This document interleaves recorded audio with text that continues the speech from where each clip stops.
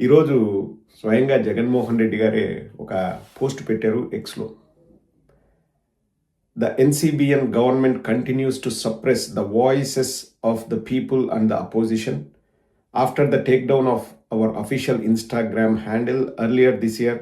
The official YSRCP Facebook page has now been made inaccessible in India. ఒక 2 నెలల క్రితము YSR Congress Party official Instagram అకౌంట్నే suspend చేశారండి. ఇప్పుడు YSR Congress Party official Facebook page ఇండియాలో ఎవరు చూడలేరంట. ఇండియాలో యాక్సెస్ లేదు ఎవరికి. ఇండియాలో దాన్ని సస్పెండ్ చేశారు. ఇది నమ్మశక్యంగా లేకపోయినా అది నిజం. ఒక పార్టీ అఫీషియల్ సోషల్ మీడియా పేజ్ని ఫేస్బుక్లో, ఇన్స్టాగ్రామ్లో సస్పెండ్ చేశారంటే ఎంతగా వీళ్ళు గొంతు నొక్కాలని చూస్తున్నారో అర్థం చేసుకోండి. నాకు మామూలుగా కొన్ని కంప్లైంట్లు వస్తూ ఉంటాయి. ట్విట్టర్లో ఇట్లా పోస్ట్ చేసావు, అక్కడ ఇట్లా పోస్ట్ చేసావు, ఎవడో చూశాడు, వాళ్ళు కంప్లైంట్ ఇస్తున్నారు, ఈ డీటెయిల్స్ అడిగారు, అది ఇదని. ఒక 2 కంప్లైంట్లు ప్రస్తావిస్తానండి, చెప్తాను. ఒకటి ఏంటంటే, ఎవరో ఒకతను స్టాండప్ కామెడీ చేసి ఏదో పవన్ కళ్యాణ్ గారి గురించి, వారి వ్యక్తిగత జీవితం గురించి మాట్లాడారు. నేను ఆ వీడియో పెట్టి నేను క్లియర్గా ఏం చెప్పానంటే, వీడియోలు కూడా చేశాను నేను, మీకు గుర్తుండే ఉంటుంది. స్టాండప్ కామెడీలు అన్నవి వెస్ట్రన్ కంట్రీస్లో చెల్లుబాటు అవుతాయి. ఎందుకంటే ఇప్పుడు అమెరికా లేకపోతే యూకే అలాంటి చోట్ల పెద్ద పెద్ద వాళ్ళని కూడా స్టాండప్ కామెడియన్స్ వాళ్ళు కామెడీ చేస్తారు. అండ్ వాళ్ళు అంటే వాళ్ళ కల్చర్ వేరు, వాళ్ళు ఈజీగా తీసుకుంటారు. కానీ ఇప్పుడిప్పుడే మన స్టాండప్ కామెడీ అన్నది ఇండియాలో బాగా అంటే లైమ్ లైట్లోకి వస్తుంది.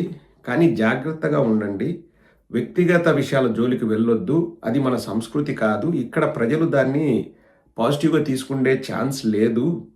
కాబట్టి ఎవరు కూడా వాళ్ళ వ్యక్తిగత విషయాల పైన స్టాండప్ కామెడీ చెయ్యొద్దు, అది మంచిది కాదు, ఇటువంటివి చెయ్యొద్దు అని చెప్పి నేను ఒక పోస్ట్ పెడితే అండి, నేను మాట్లాడింది తప్పని ఆ పోస్టు పైన కూడా నాకు నోటీస్ పంపించారండి.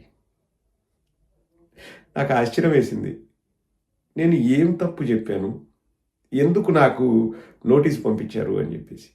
ఇంకొక నోటీస్ ఏంటంటే, అసలు ఇంకా అది చెప్పడానికి కూడా నాకే ఎట్లా ఉంటుందండి. అంటే అది చదివి వినిపిస్తుంది చూడండి. నేనంట పవన్ కళ్యాణ్ గారి సతీమణి గురించి ట్విట్టర్లో పోస్ట్ చేశానంట. ఏమని?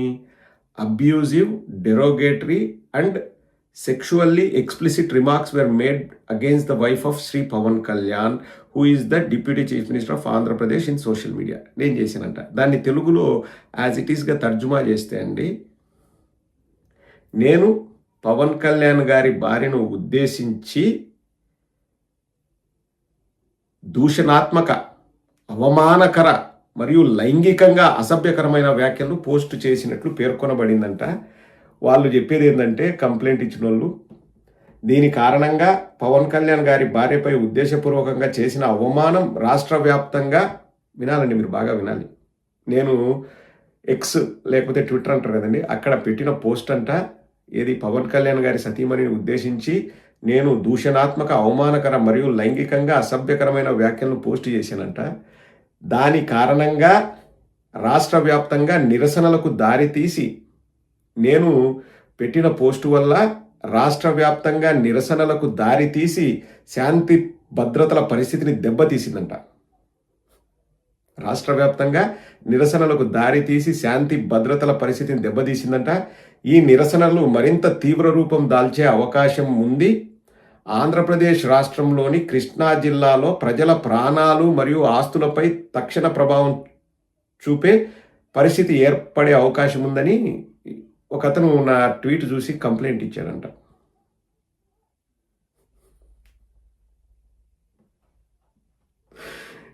నేను జన సైనికులు కానీ టీడీపీ వాళ్ళని కానీ అడుగుతున్నాను, లేదు రాజకీయాలు మాట్లాడుకుందాం, విమర్శలు చేసుకుందాం, ప్రతి విమర్శలు చేసుకుందాం.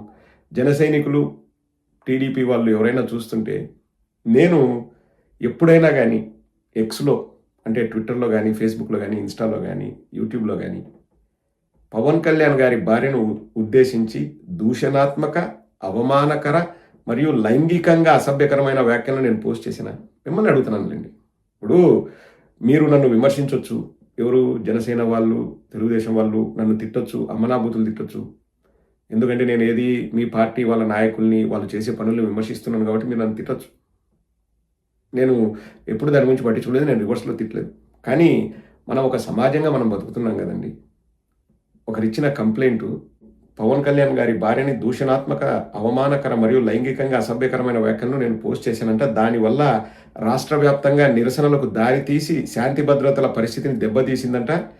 ఈ నిరసనలు మరింత తీవ్ర రూపం దాల్చే అవకాశం ఉండి ఆంధ్రప్రదేశ్ రాష్ట్రంలోని కృష్ణా జిల్లాలో ప్రజల ప్రాణాలు మరియు ఆస్తులపై తక్షణ ప్రభావం చూపే పరిస్థితి ఏర్పడే అవకాశం ఉందంట. ఏంది ఆస్తి నష్టం, ప్రాణ నష్టం, నిరసన సెగలు తీవ్ర రూపం దాలుస్తాయంట. నేను పెట్టిన ఏం పోస్ట్ పెట్టాను నాకు తెలియదు.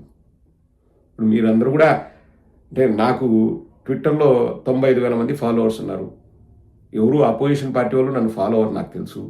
వాళ్ళు డైరెక్ట్గా ఇండైరెక్ట్గా 1,00,000 మంది చూస్తూ ఉంటారు మనం ఏదైనా పెడితే. ఒక్కరికైనా కనిపించిందండి?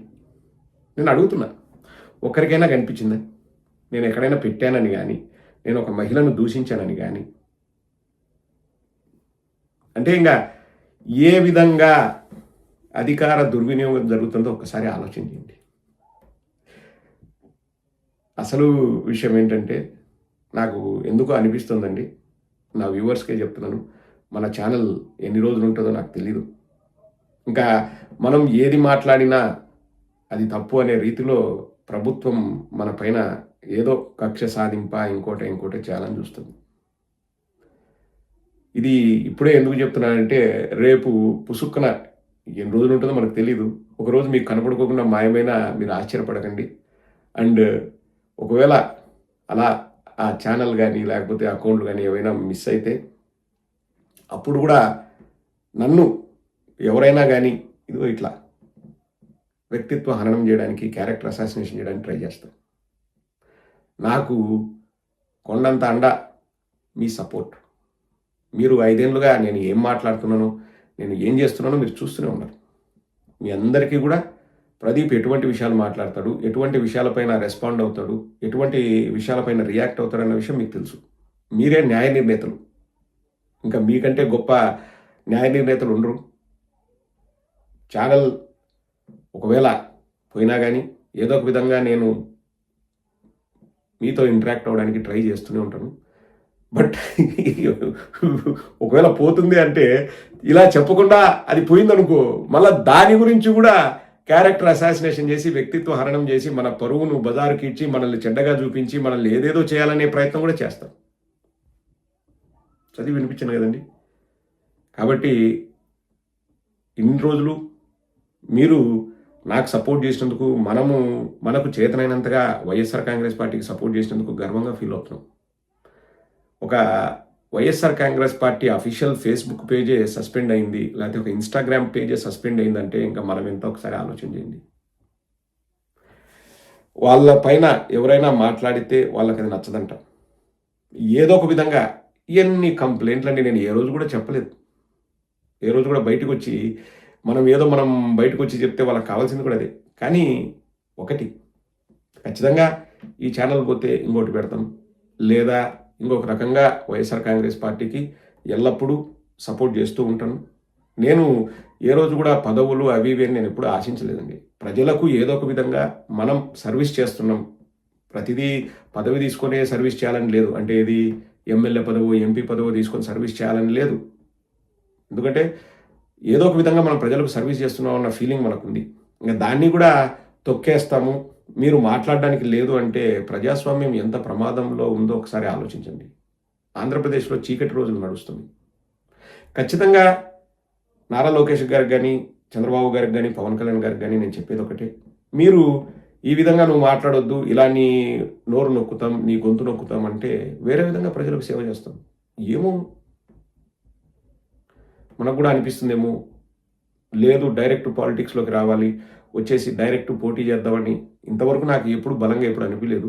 ఒకవేళ ఇవన్నీ జరిగాయి అనుకోండి, నేను మా బాస్ దగ్గర వెళ్ళి చెప్తాను, మన ఉద్దేశాలు తెలియజేస్తాం.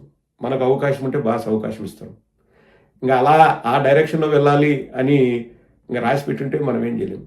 డైరెక్ట్ ప్రజాక్షేత్రంలోనే తెలుసుకుందాం అప్పుడు. ఇట్లా అధికారం ఉంది కదా అని చెప్పేసి మీరు మా గొంతు నొక్కాలని చూస్తే రేపొద్దున ప్రజాక్షేత్రంలోనే తలపడదాం.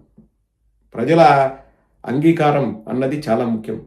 ఎవరు మంచి వాళ్ళని ప్రజలు విశ్వసిస్తే వాళ్ళకు పట్టం కడతారు. తగ్గే ప్రసక్తి అయితే ఉండదండి.